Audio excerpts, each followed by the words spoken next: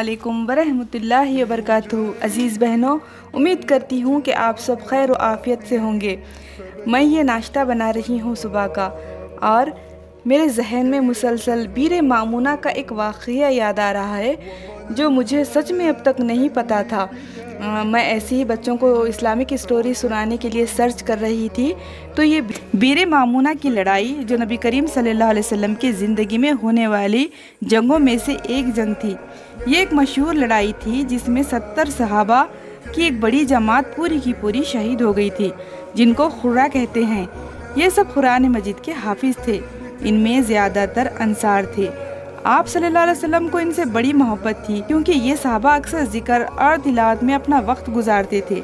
اس مقبول جماعت کو نجد کا رہنے والا بنی عامر کا ایک شخص، جس کا نام عامر بن مالک تھا، اپنے ساتھ اپنی پناہ میں دین کی تبلیغ کے لیے اپنے ساتھ لے کر گیا کہ میں ان کو لے کر جاؤں گا اور دین کا کام کروں گا۔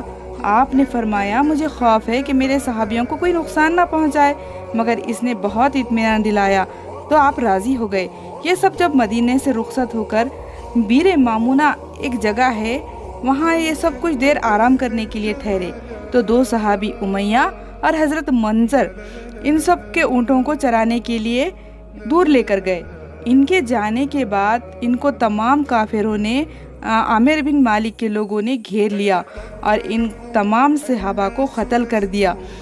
تو جو وہ دو صحابی تھے اونٹوں کو چرانے لے کر گئے تھے، ان کو آسمان میں کچھ پرندے نظر آئے تو یہ لوگ سمجھ گئے کہ کچھ گڑبڑ ضرور ہو گئی ہے، اور وہ وہاں فوراً آئے تو ان کے سامنے دل دہلا دینے والا نظارہ تھا۔ تو ایک صحابی نے کہا، ہمارے ساتھ دھوکا ہوا ہے، چلو ہم جا کر نبی کریم صلی اللہ علیہ وسلم کو اس کی اطلاع دیں۔ تو دوسرے صحابی نے کہا کہ اب جب آ ہی گئے ہیں تو شہادت کا مزہ بھی چکھیں گے، تو میں جا کر لڑتا ہوں اور تم جا کر نبی کریم کو اطلاع دو۔ تو ایک صحابی گئے اور لڑتے لڑتے شہید ہو گئے، اور دوسرے صحابی امیہ وہ گئے نبی کریم صلی اللہ علیہ وسلم کے پاس اور ان کو سارا واقعہ سنایا۔ تو اسلامی تاریخ کا یہ ہے دکھ بھرا اور تکلیف دینے والا، دل دہلانے والا واقعہ۔ امید کرتی ہوں کہ یہ واقعہ آپ کو پسند آیا ہوگا اور آپ یہ ضرور اپنے بچوں کو سنائیں گے۔ اللہ حافظ۔